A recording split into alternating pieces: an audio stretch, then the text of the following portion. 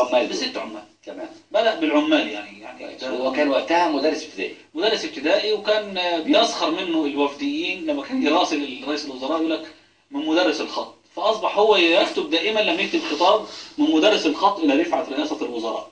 تمام. طب يسخر منها إنه يعني كان يتعالى على السخرية. تمام. عندك فكرة مرتبه كان كام وقتها؟ مرتبه لا أذكر 8 جنيه. كان 8 جنيه. تمام. لأن كان حد بعت له سؤال بالمناسبة، هقول لك يعني السؤال. وأنا عندي السؤال ده. أنت طبعا. بس تقبرني، ده أنا جايب لك الحاجات جاهزة. كمان. اتفضل. ما شاء الله. اتفضل. يا دلي. تمام. بدأوا بالستة عمال. بدأ بالستة دول وعاد إلى القاهرة وأنشأ أول مجلة للإخوان سنة 1932. وفي هذا العام أنشأ كذلك أول شعبة للإخوان خارج مصر. كانت فين؟ في جيبوتي. جيبوتي. اشمعنى؟ الحسن البنا استفاد جدا من الأزهر. من طلبة البعوث اللي بتيجي. فأنشأ في كل دولة عن طريق الشباب دول جماعة الإخوان عن طريق مراقبين ليها. فمن سوريا مصطفى السباعي ومعروف الدواليبي ومحمد المبارك. من العراق محمد الصواف. وأنشأ كذلك شعبة في البحرين في الثلاثينات لما راح للحج. ويعني حج مين؟ لما راح يحج إلى الحج والتقى بأحد البحرينيين أسس الإخوان. فكان حسن البنا يستفيد من المناسبات الإسلامية والأعمال الإسلامية في نشر دعوته وجماعته. كويس. أسس كذلك فرقة مسرحية، وأسس فرقة شركة اقتصادية للمعاملات المالية. يعني ايه البورصة يعني؟ لا، اللي هي الغزل والنسيج في المحلة. وشركة معاملات لكن مش بورصة، لا لم تكن بورصة. تمام. كذلك أنشأ يعني مش هقول تنظيم خاص قد ما هو كان مقصود به يعني جناح عسكري سري مقصود به الجهاد يعني والعسكرية. جاهد في فلسطين وشاهد بذلك يعني عدد كبير ممن حضروا ومن شاهدوا هذا الأمر. في 48 احتفل بمرور 20 عاما على تأسيس الإخوان، واغتيل في 12 فبراير 1949. تولى بعده الهضيبي. تولى بعده المستشار حسن الهضيبي. الإخوان كان ساءت علاقتهم بالقضاء فأرادوا أن يحسنوا علاقتهم فجاءوا مرشدا للإخوان من القضاء. تمام. وفي عهد الهضيبي كان في مجموعة من الشباب وقتها، الدكتور يوسف القرضاوي، الدكتور السيد سابق ومحمد الغزالي وأحمد عبد العزيز.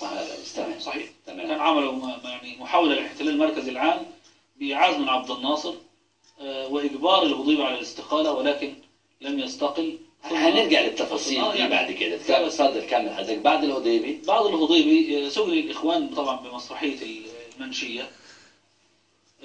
ثم خرجوا في عهد السادات، وكان اختاروا بعدها مرشد بعد وفاة الأستاذ الهضيبي في 73. الأستاذ عمر التلمساني.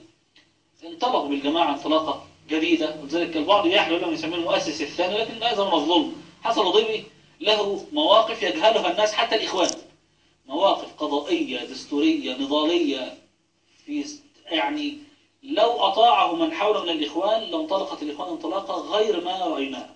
لكن للأسف لم يكن ممكنا بالمعنى الكافي للتمكين في الإدارة يعني. تمام. الصوت المثالي طبعا خرج يعني يراد أن يلملم شتات الإخوان، وانطلق في النقابات وفي كل المجالات والميادين العامة إلى أن توفي رحمه الله. ثم بعده محمد حامد أبو النصر وأكمل، ثم بعده الحاج مصطفى مشهور، ثم بعده الأستاذ مأمون الهضيبي، ثم بعده يعني فترة انتقالية لا محمد هلال لا بس، ثم الأستاذ مهدي عاكف، ثم الدكتور محمد فتيح. تمام. ده مجمل. طيب ده مجمل تاريخ الإخوان السريع جدا. خليني أسألك السؤال الأولاني يا شيخ عصام بصدق يعني بدون. أنا النهارده كباحث يعني سأكون باحث. لا شوف حضرتك تيجي ضيف، احنا هنعرف انت ايه. طيب ماشي. تمام؟ تمام. بلاش باحث دي، قول تعالى احنا اصحاب. مش مباحث يعني. لا قول يعني قول احنا اصحاب. خلاص. مين اصحاب؟ تمام. خلونا نبدأ بس في البداية قوي، اللي هو انه الاخوان المسلمين تكونت على يد مدرس ابتدائي والامام الاستاذ حسن البنا. ولكن الأمر لم يكن بهذه السهولة، لأن حسن البنا بعد ما اتطور التنظيم بتاعه كان في ناس نفسها حبت تعمل أو تسيء علاقته بالوزارات أو إنها تسيء للتنظيم السري زي عبد الرحمن السندي. وكان الموضوع مش باللطافة دي يعني.